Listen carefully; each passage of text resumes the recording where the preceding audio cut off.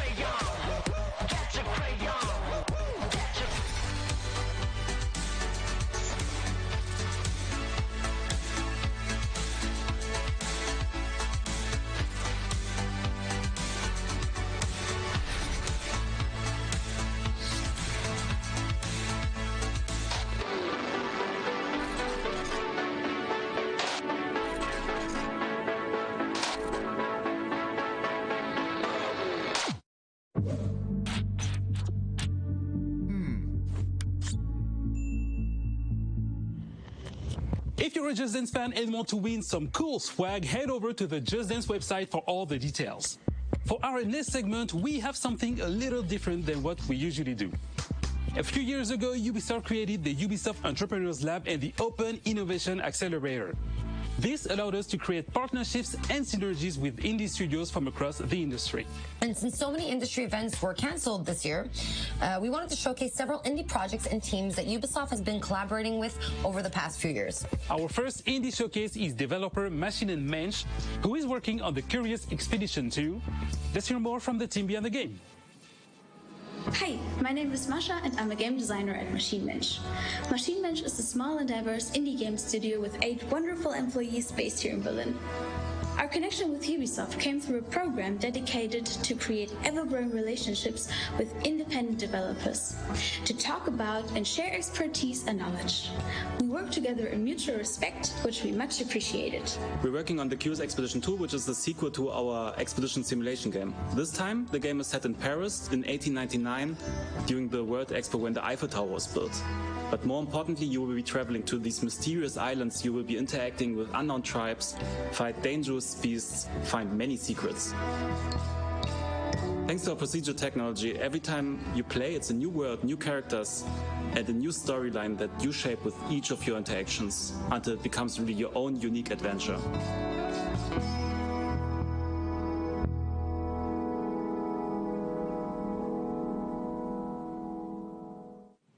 And we will have more indie guests coming up later in the pre-show, so stick around.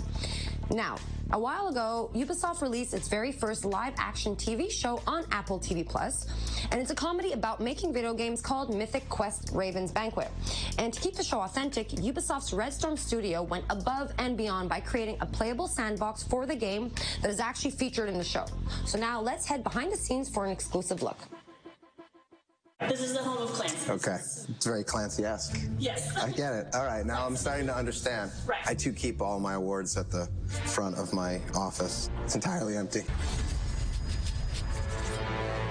So Mythic Quest is Ubisoft's first live-action comedy. The whole show is about a team that is developing a super successful MMORPG, and it's about, you know, all the people within the game development team and their relationships and what they go through in creating one of the world's most successful games.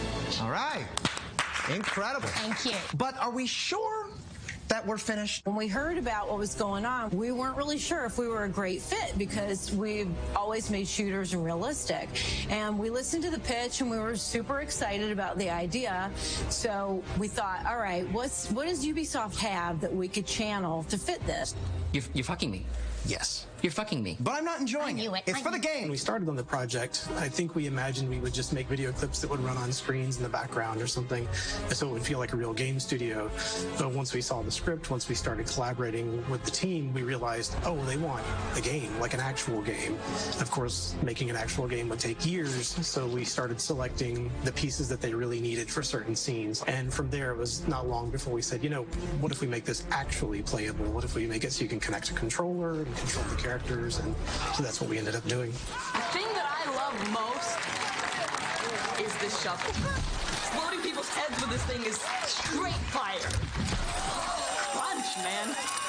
We had requests to do things like make a contagious viral disease in which people bleed out of their eyeballs first, then they bleed out of their anus, and they vomit and bleed out of their anus at the same time. We set it up in such a way that you could trigger it in stages because we didn't know what the timing was going to be. The idea here is we can hit it and control the timing of when things are happening. So the next time you hit it, he starts puking out blood. And at this point, we would probably have the camera start panning back like this. And then you can hit the button again and you see the blood ocean itself has started coming in. And so now they're all bleeding out of the back end as well. And then the final is just everybody exploding in bloody gore. And then this was Keith's idea. He wanted the skulls coming up and bobbing up and down in the water. So. David, can we actually make this quick? I've got a lot of work to do stripping blood ocean out of everything. Yeah. Releasing a disease into the game right before a global pandemic was not a great look. Today was the first time we showed Mythic Quest Raven's Banquet to an audience. I've never seen it with more than 6 or 7 people in a room. And so I wanted to make sure that we gave them an opportunity to hopefully recognize that this is a giant love letter to them, to the industry itself. I was a little nervous, I gotta be honest. I thought it was gonna be a little cringy, but it was fantastic. I thought there was a lot of truth and in the humor. It's about time that we had a show about our industry. You could tell when the audience was laughing, when they really hit something that felt like the game industry. I think it's brilliant.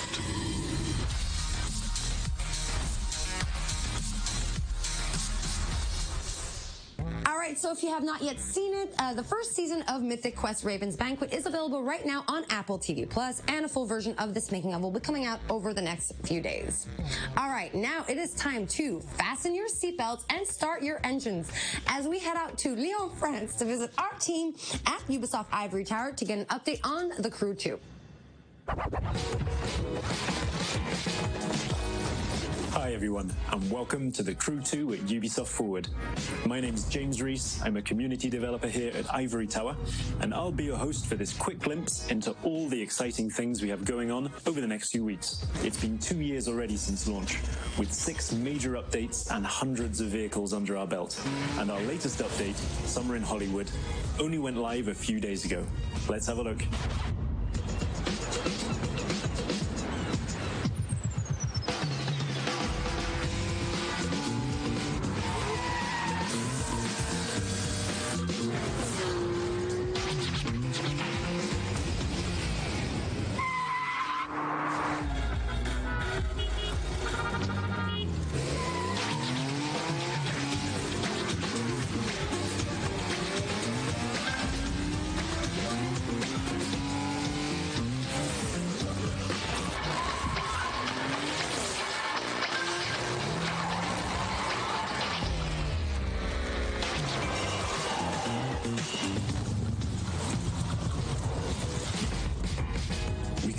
for you to get your hands on what's coming.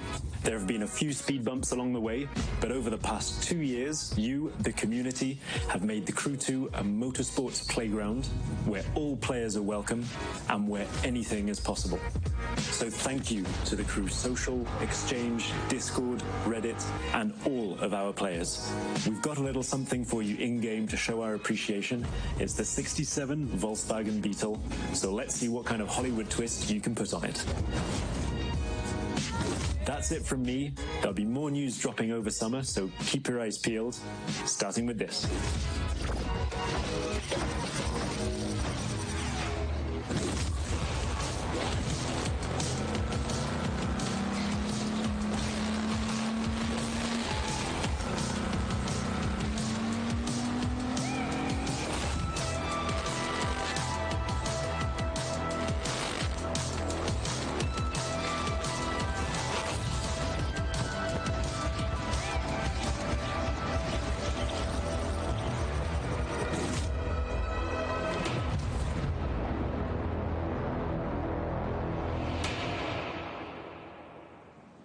In case you missed it, make sure to boot up the game right now to unlock the amazing 69 Volkswagen Beetle that was just shown in the video, and stay tuned in the near future for more info about Year 3 of the Crew 2.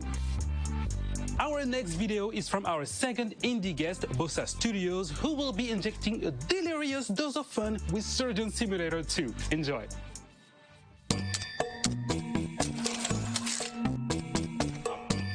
Hi, I'm Nate from Bossa Studios, and I'm a senior game designer on the upcoming Surgeon Simulator 2. So at Bossa, we're always keen to share game development knowledge, and Ubisoft has been a fantastic partner in this. They deliver lectures on procedural content development and player science.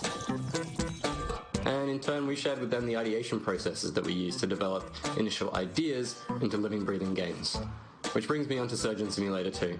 We've really doubled down on the physics-based pandemonium that the series is notorious for. And we've pretty much expanded on every other aspect of the game as well. So this time around, you're no longer just a floating hand confined to the operating table. You're actually a full first-person surgeon with an entire medical facility to explore. And in addition to the levels that you'll find in story mode, you'll now be able to create your own unique levels and experiences using Bossa Labs creation mode.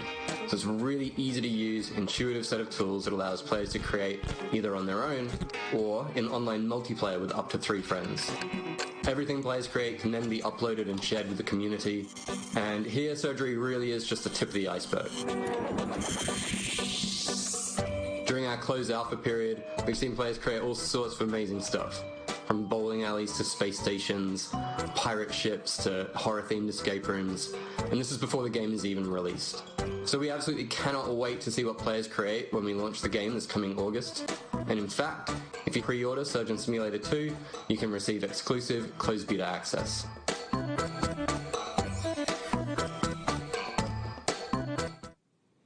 So for those of you who are just joining us, you are watching the pre-show, and Ubisoft Forward will start once the countdown on your screen reaches 0. And make sure you log into Uplay to unlock rewards as you watch the main event. But now, our next segment is about an Easter egg in The Division 2, so let's go behind the scenes with the devs from Ubisoft Massive Studio in Malmö, Sweden to find out more. Running through collapsed buildings, climbing over fallen debris, and encountering makeshift living spaces is common for players of The Division 2. Within its post-pandemic environment, many players have spotted something a bit more unusual, which has left them asking, what's up with all of these rubber ducks? So there's a thing in programming especially where you talk to a rubber duck, and it's a way to solve your problems. If you talk to a rubber duck and you just say things out loud, it helps. One of our artists decided to take this to another level, and he used the rubber duck scaled up to like a ginormous scale and put it in the level just to remind him to do something. And it sat there for a while, and the rest of us kind of really loved this giant rubber duck sitting there for so long. We decided to put little memorials to it across the world.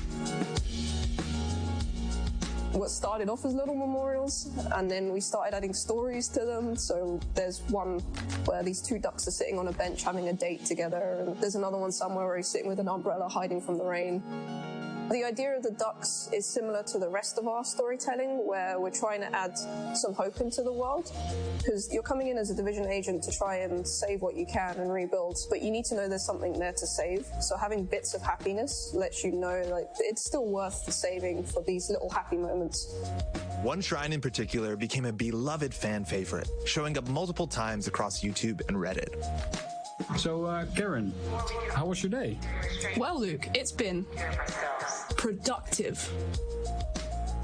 So the origin story of productive, one of our level designers made an amazing pun one day, and we decided to make a graffiti out of it and put it in the game, and it became like a duck shrine, and players started finding it and wondering where it came from. We've been finding these rubber duckies all over the map. It says here on the wall in graffiti, productive, and there's a large rubber ducky, bigger than all the other ones we've found, and he's got bottles of booze all around him. Not only that, but he has a couple soldier duckies guarding a parrot in a cage. But there's more just like this in the Division 2. What's really great about our community is they come together. They find a common thing that they want to develop or find or get unlocked, and they just put time and effort into it. We don't put them in easy to find places. So that means players are genuinely, hopefully enjoying just exploring the environment and finding all these little Easter eggs we've hidden around. And also not the Easter eggs, just the main part of the game and all the storytelling we put into it. I haven't found all of them. I don't know exactly how many there are, but they haven't found all of the ducks yet.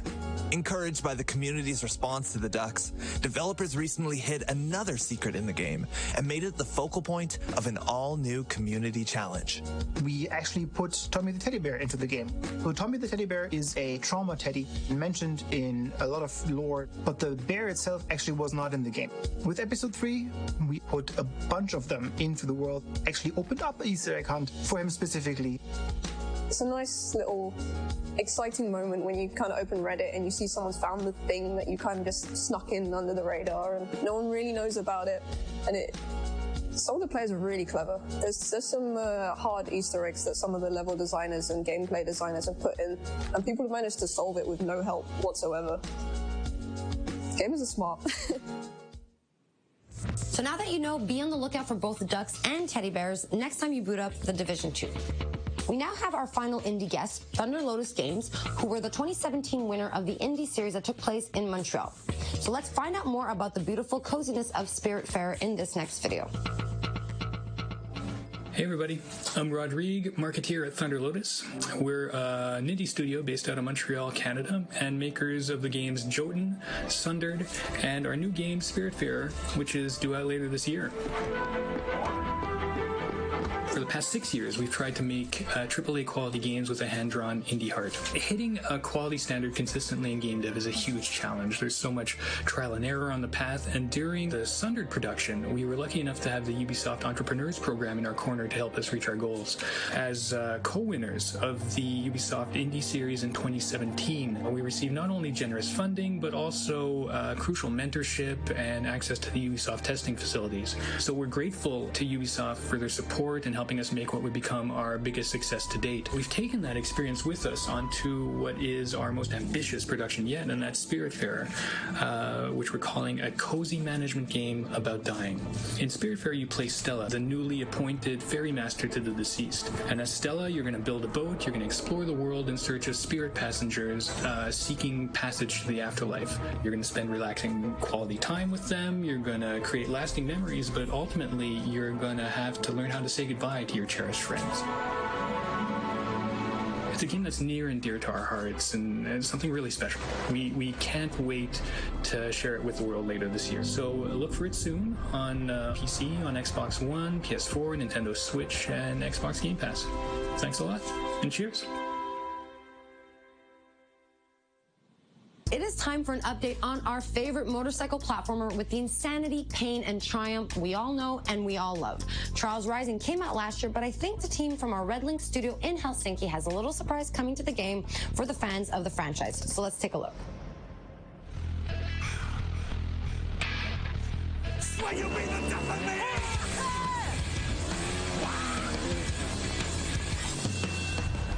Hi, we're here today to introduce you to an exciting new endurance challenge coming to Trials Rising. But to make sure that we respect social distancing guidelines, Auntie and I decided... Do I fire the goose now? What? Fire the goose? Fire!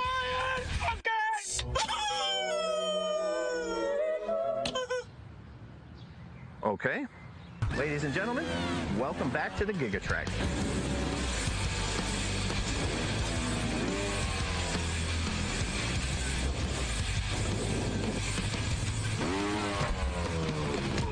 Far from a remake of the classic track from Trials Evolution, this is an all-new journey across the world of Trials Rising, in by far the longest track that we've ever put in a trial. Did you tell him it's the longest track ever? Yeah, I'm telling them that! By far the longest track we've ever put in a Trials game. The Gigatrack will take you across many different environments, from the iconic...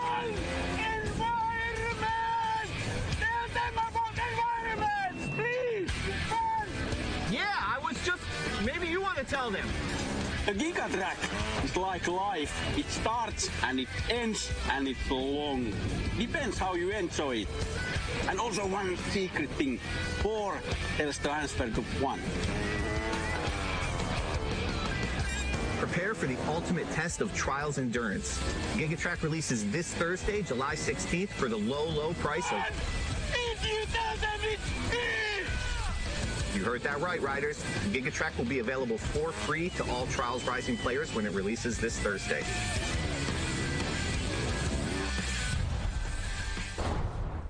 You heard that right, the Gigatrack is coming to the game, and it will be the longest, most insane track in Trials history, and it will be free for all Trials Rising players.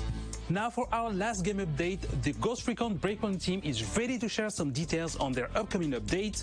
AI teammates are coming to the game. Let's have a look at the trailer. The time has come. AI teammates are back in Ghost Recon Breakpoint. And for all solo players, they're gonna be a game changer. Available at any point after you have reached Erewhon for the first time, Fury, Fix-It, and Vasily can be activated or dismissed at will. And from the beginning, you will be able to fully customize them. This customization includes all of the physical attributes, as well as gear, equipment, or even full costumes. Your teammates can be tweaked just as much as your main character. Just like Nomad, your teammates will adapt and react to the world of Aroa and its environments, and they will always follow your own behavior. If you decide to go stealth, they will equip silencers and crouch, or go prone when possible. But if you decide to go loud and open fire, they will stick by your side. When deployed, you can issue different orders to your teammates through the order wheel. There are 4 different orders you can give to your teammates. You can tell them to regroup on your location, to hold their current position, to go to a specific location, and to open fire on nearby enemies. These orders can be given at any time, even through your binoculars and drone. Once they approach potential threats, the teammates will notify you and mark them automatically. Got a hostile. With a good look at your enemies, you will be able to set up a sync shot where each of your teammates picks a target. You can even link it to your 3 sync shot drones for a simultaneous 7-target takedown. The teammates have weapons equipped at all times, a versatile assault rifle to accommodate all situations, and a primary weapon that you will be able to fine-tune. Indeed, apart from mark upgrades and passive bonuses, the full gunsmith is accessible to your teammates, and their weapon of choice will have a direct effect on the battleground. Depending on the type of weapon they have equipped, the teammates will adapt their engagement distance and rate of fire, from close-distance shotgun wielding all the way to long-distance sniper shots. Of course, if you get taken down, your teammates' priority will be to try and rescue you. To achieve that, they will first focus their fire on the surrounding enemies before getting to you. And they will expect the same from you, especially as you will be able to carry them to safety if the situation requires it. Finally, the teammates will also be your best allies in any vehicle, especially on the road and during high-stake pursuits. The teammates will be available for all solo Ghost Recon Breakpoint players on July 15th, and we cannot wait to see your reactions. We'll see you on the battlefield, Ghosts.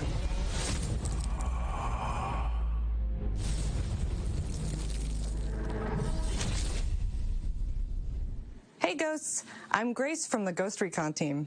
As you've just seen, the AI teammates are finally landing in Ghost Recon Breakpoint with our next major update on July 15th. Alongside the AI teammates, this update comes with a ton of new content, including a gunsmith upgrade, new PvP content, quality of life updates, and more. You will be able to try it all during our next free weekend from July 16th to July 20th. But that's not all. We've got one last thing to show you. Enjoy, and we'll see you on Aroa, Ghosts. To anyone listening, this is Haruhi Ito speaking for the Outcasts.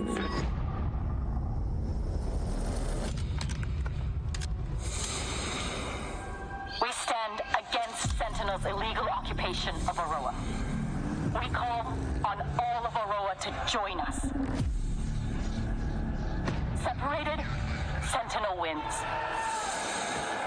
But united, we cannot be defeated.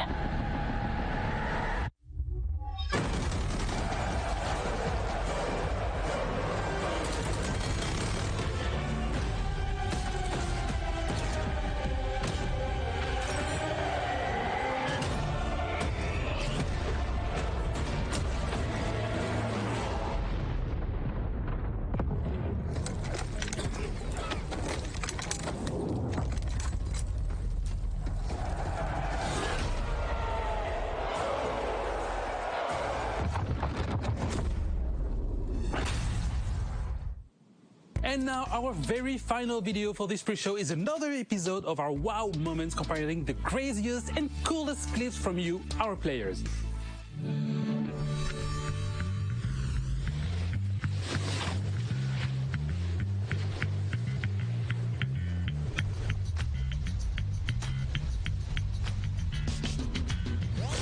Anyone else want to try to do better than that?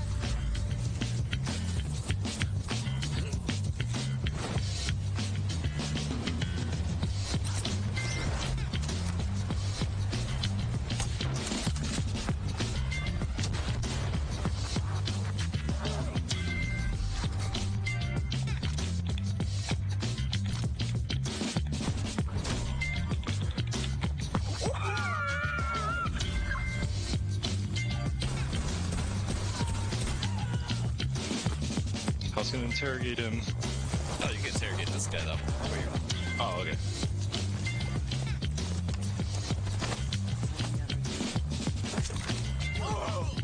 Last stop standing.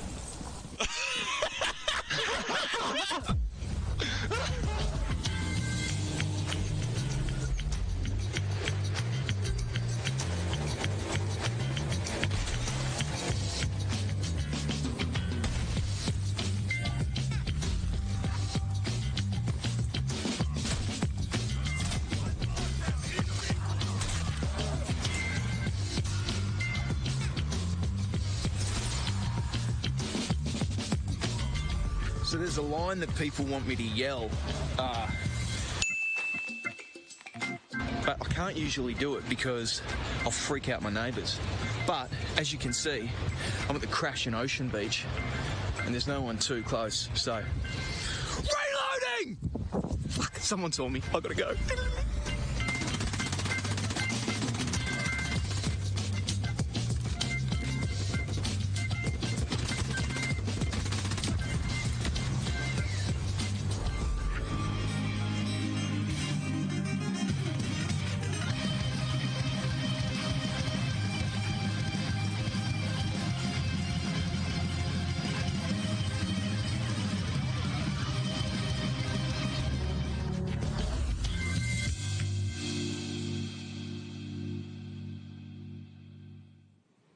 If you also have amazing gameplay segments you captured from our games, spread the joy and submit them on the link displayed on your screen right now.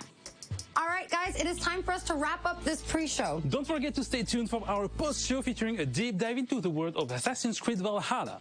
Thanks a lot for watching this pre-show and enjoy Ubisoft Forward.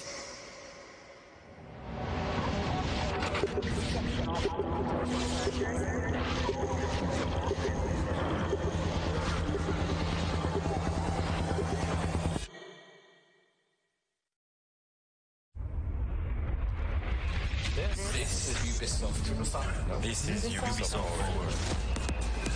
Explore our world. Meet the devs. See the games.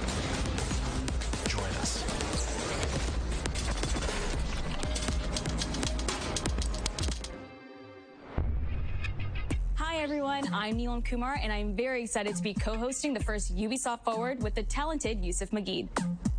Today's show is all about getting up close and in-depth with all the exciting games we have in production here at Ubisoft. I'm Yusuf, but there's no time to waste. So let's head straight for the streets of futuristic London and see what the hackers of DedSec are getting into.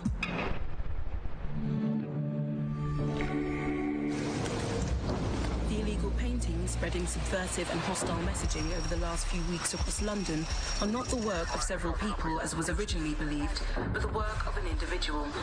The criminal suspected to have links with the terrorist group DedSec is marked as potentially dangerous.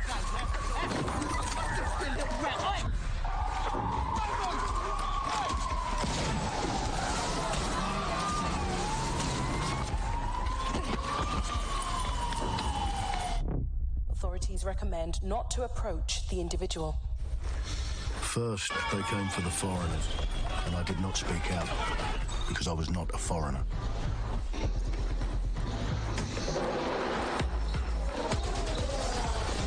Then, they came for the protesters, and I did not speak out, because I was not a protester.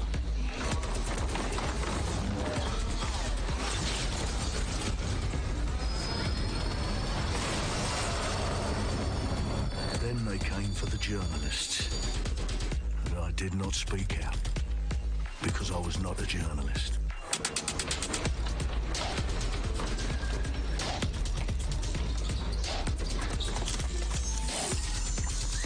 And then they came for street artists, and I did not speak out, because I am not a street artist.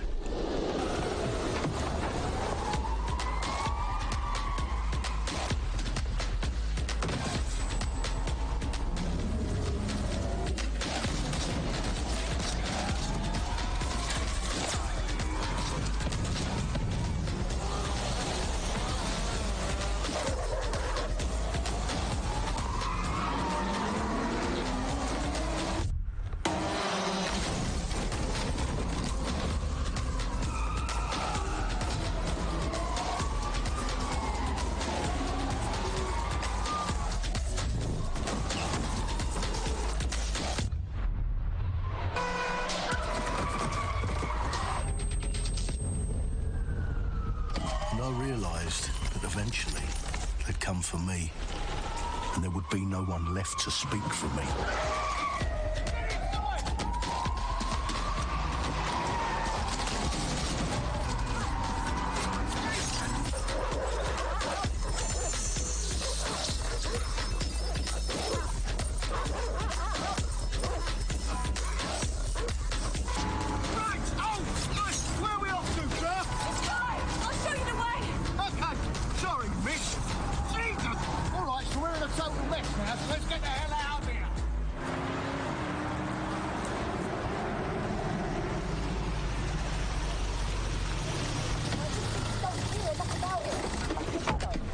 And there's nothing more debilitating than that. Right. This way, not to be able to do what you're passionate about.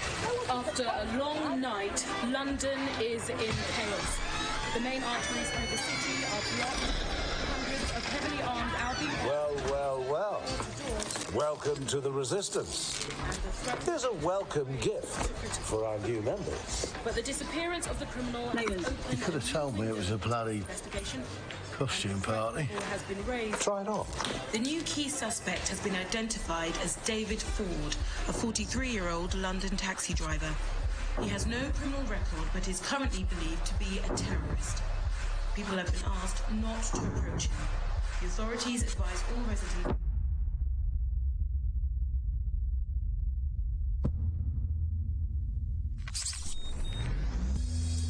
I'm Clint Hawking, CEO. Clint has been a longtime creative force here at Ubisoft, and now he's bringing this vision to Watch Dogs Legion.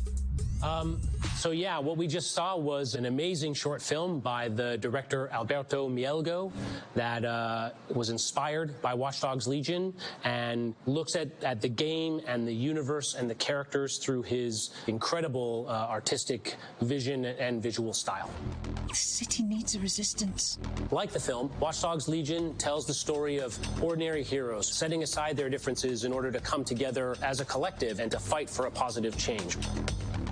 You can literally recruit and play anyone who you see in the open world. You profile people that are interesting to you, you help them with their problem, you play their origin mission. Just help me get some closure and I'll do whatever you want. Sounds like a DedSec problem. Leave it to us. And that's how you recruit them into your team, and then they become the heroes of the game and the stars of your story. And what are you doing in my flat? You with Albion? Please, think more underground. You with Albion? I'm tickled, but think more underground. What, DedSec? Yeah, right, and I'm Che Guevara. You're done. And they make the story not only, unique to them, but unique to you as the player and personal to you because they're, heroes that you've chosen and invested in. What would I say to fans? I guess I'd say, take care of yourselves, stay safe. Welcome to the Resistance. Our London town. A modern metropolis. Built on history and prosperity. Only took 12,000 years to build it up, and one night to tear it all down.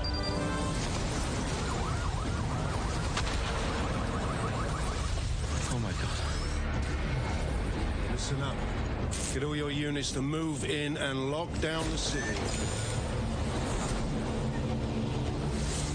With London under attack by a mysterious terrorist, the government turns to a private military company called Albion to keep everyone safe. What could possibly go wrong? Ladies and gentlemen, Mr. Nigel Cass, CEO of Albion. He's kindly stepped up to establish order. Understand this. I will not allow anyone, not even myself, to jeopardize this. He will stop at nothing to permanently control the city. London will be the first city in the world to be made truly safe. Nigel's not the only opportunist who's taken a liking to this fair city. Meet Mary Kelly, head of the most powerful crime syndicate in London. Be sure and spread the word. She and her goons are using the dark web to sell everything from party pills to people. This microchip is scary, I know, but I got to keep tracks on my merchandise, don't I? You made me a slave. You do not want to ruffle her feathers. With the city out on its arse, it now falls on you to build a resistance and take back London. All right, everyone. Faces on, guns out. Any of the brave Londoners you see walking the streets can be recruited into your team. Like him.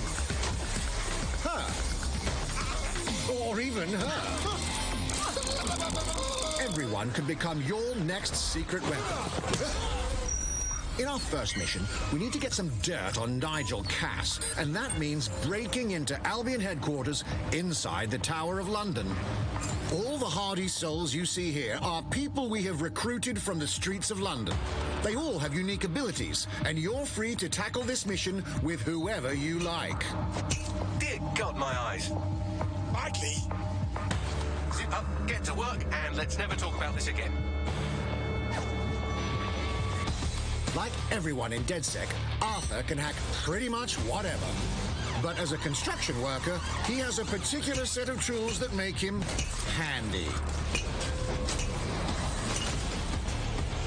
He can even call his own cargo drone.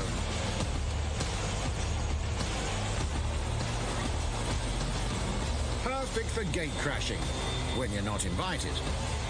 And who needs a regular old gun when you have a bloody nail gun? Come here, you soy-eyed shitboy.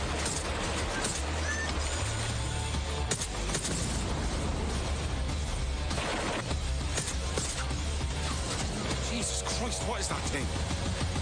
Perhaps we could approach this mission differently. If you'd rather keep your distance, we've got you covered. Amy is a drone expert. What have we here? A real tech connoisseur.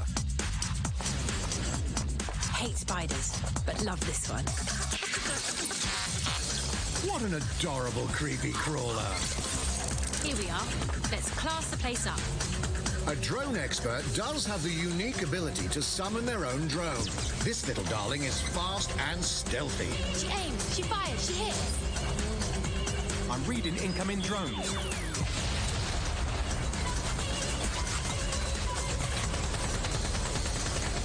She can also hack enemy drones, turning the tide in her favor. And if you are not into direct confrontation, there are more ways than one to get the job done. Recruiting an Albion officer like Brielle here might be challenging, but it'll get you inside restricted Albion areas. Don't mind me, just doing recon for a bunch of insurgents. However, do anything suspicious and she'll probably wind up with a bullet in the back of her head. You've been approved for entry. We're missing the human element here. I can get the Defence Minister on the line right now. If you feel you must.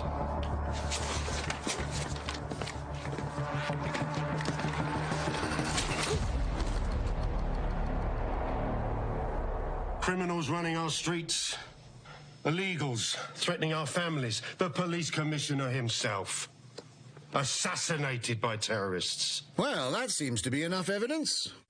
Next up, we're crashing Mary Kelly's organ farming operation and putting a stop to it. That's good. The buyers expect high quality stuff. And we need a hard nut for this. Impairing our frontal lobe again, are we? Bags, don't disturb me in my natural habitat. Say hello to Mickey.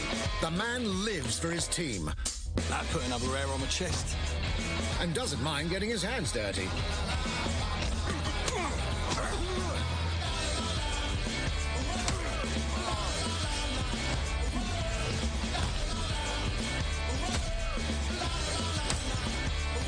He does have a slight drinking problem, though. And he's passed out. We'll come back to him. You know what? Let's go with someone a bit more professional.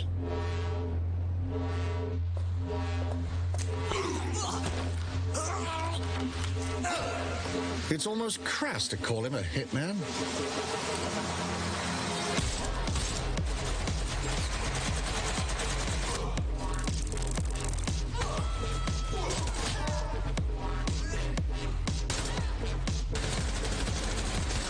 Some might even call him an artist.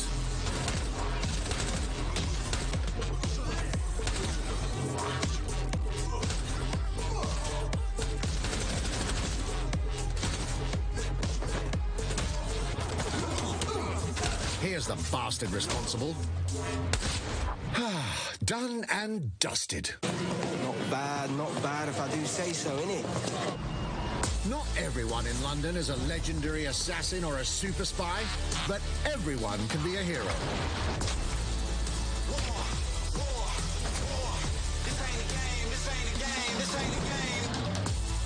So get out there, find the best recruits, and build your resistance.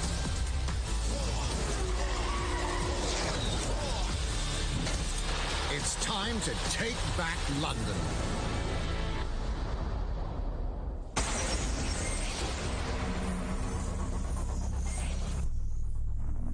Plunging the player into a living, breathing city, teeming with unique locales and characters, has always been a central pillar of the Watch Dogs series. So what goes into building those worlds? Here's Amanda Munt to tell us more.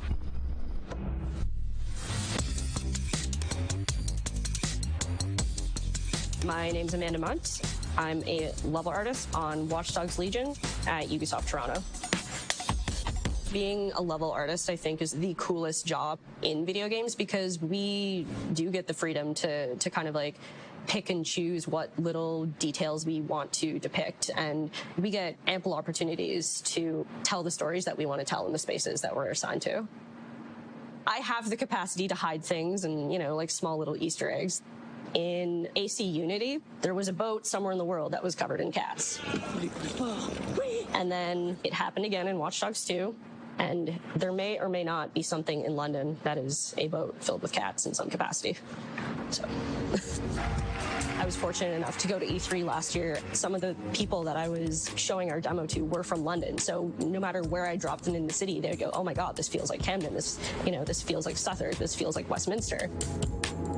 When people are talking about some detail that I've put into the world and they're excited about it, like that feels so good as somebody who, you know, builds these worlds with care. I love it.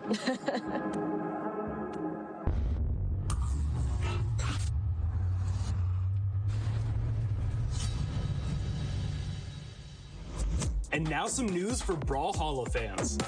In just a few weeks, you'll be able to battle it out with your favorite legends on iOS and Android devices.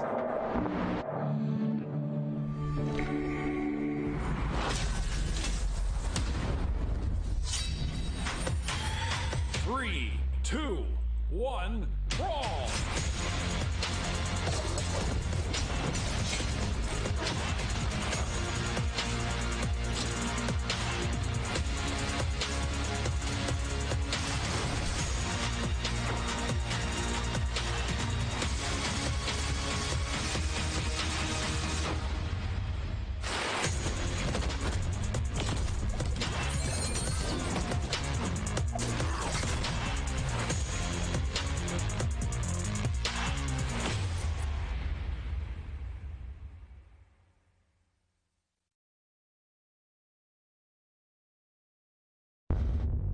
And now, whether you need a Tom Clancy action fix on the go or want to dive back into one of the most beloved fantasy franchises in gaming, we've got you covered.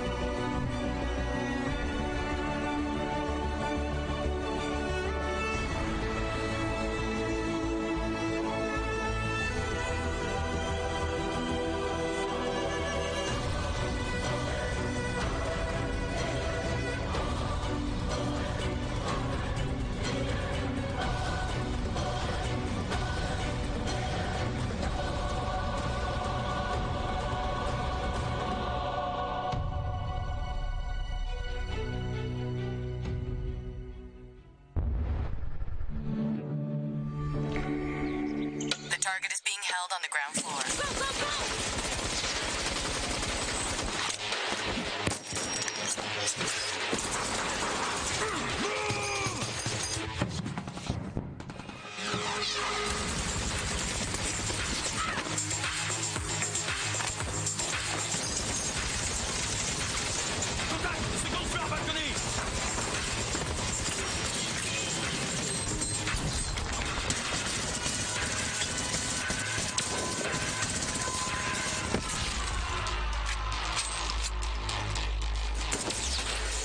Contact! Montaigne is down. Request air support. Target northeast rooftop. Roger. Inbound. Danger close. I need an EMP deployed now. EMP imminent.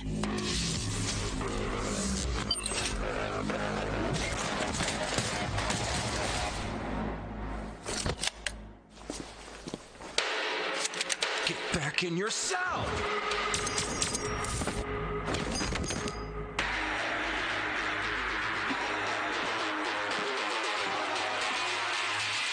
Take this. Don't make me regret this.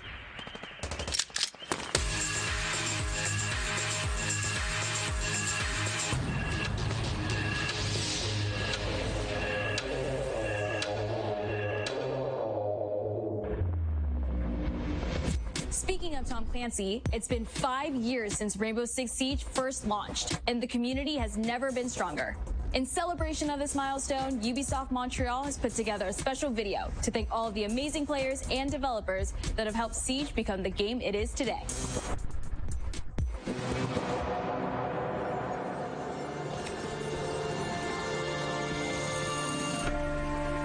In December 2015, a small team released Rainbow Six Siege. A game built on a strong vision, creativity, competitiveness, and team play. Pour le joueur, le 1er décembre, c'est un début, mais pour nous aussi. Il faut tout de suite s'engager et dire aux joueurs, ce jeu est installé, tu peux t'y installer aussi, et nous serons là. That original vision was quickly adopted by our passionate community, propelling it to a whole new level.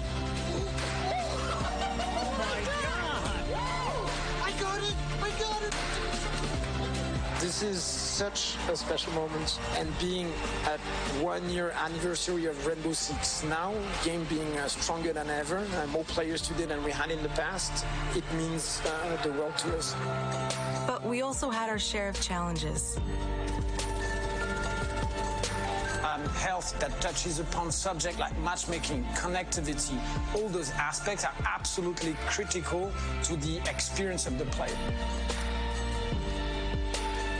Through it all, we're always driven by you, our community, and together, we grow stronger. There is no sequel plan, and we're here for the next 10 years, so expect more Rainbow Six in your life for quite some time. Look at this.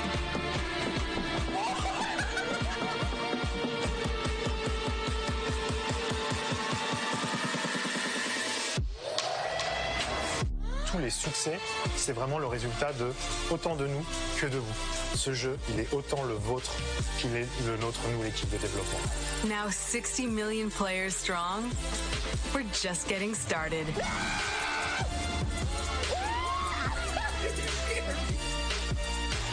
From the devs that build the game to the community that plays it, thank you.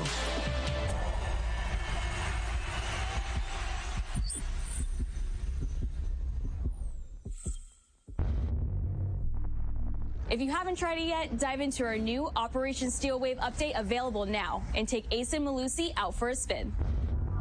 A few days ago, we introduced y'all to a brand new multiplayer shooter. Now, it's time to venture into the hyperscape.